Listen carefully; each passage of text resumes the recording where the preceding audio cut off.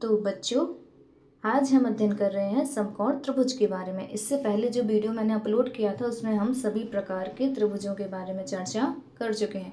पर चूँकि समकोण त्रिभुज सबसे ज़्यादा आता है पुस्तकों में हमें पढ़ने के लिए, इससे संबंधित सवाल और प्रमेय भी आते हैं, तो हम इसकी डिटेल्स अलग से पढ़ लेते हैं।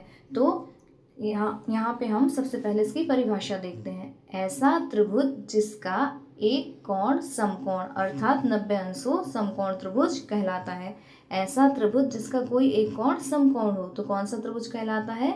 समकोण त्रिभुज। यहाँ पे हमने एक त्रिभुज लिया है, त्रिभुज ABC।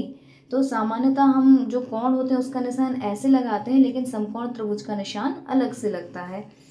अब यहाँ पे एक त्रिभुज ABC जिसका कोण भी समकोण अर्थात 90 अंश है। अब कई बार सवाल आता है बच्चों के मन में भी और हमें पूछा भी जाता है कई बार प्रश्न पत्रों में कि क्या किसी त्रिभुज में दो समकोण होना संभव है? तो इसका उत्तर है नहीं, क्योंकि त्रिभुज के जो तीनों कोण हैं उनका योग कितना होता है? 180 अंश। लेकिन अगर दो समकोण हुए तो 90 धन 90 कितना हो जाएगा? 180। और तीसरे कोण के लिए फिर जगह रहेगी ही नहीं, तो किसी भी त्रिभुज में दो समकोण नहीं हो सकते। अब हम इसकी थोड़ी सी डिटेल्स पढ़ लेते हैं। तो इसकी भुजाओं के नाम होते हैं। तो जो समकोण के सामने वाली भुजा होती है उसको बोलते हैं हम कर्ण। इसके बाद शेष दो भुजाओं में जो समकोण बनाती हैं उनमें एक भुजा होती है लंब और दूसरी होती है आधार।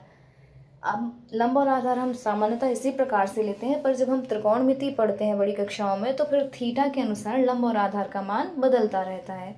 अब इसके बारे में हम थोड़ी सी और चीज़ें जान लेते हैं। तो समकोण त्रिभुज में सबसे बड़ी भुजा कर्ण होते हैं, याद रखिए, सबसे बड़ी भुजा कर्ण जो समकोण के सामने होती है। इसके बाद हम पढ़ते हैं इसमें एक प्रमेय जो है पाइथागोरस प्रमेय।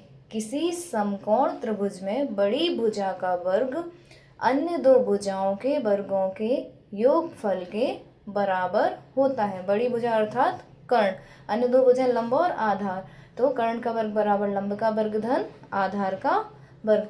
तो इसका आप अध्ययन अच्छे से कर लीजिए और इससे संबंधित सभी चीज़ें जरूर सीखिए। धन्यवाद।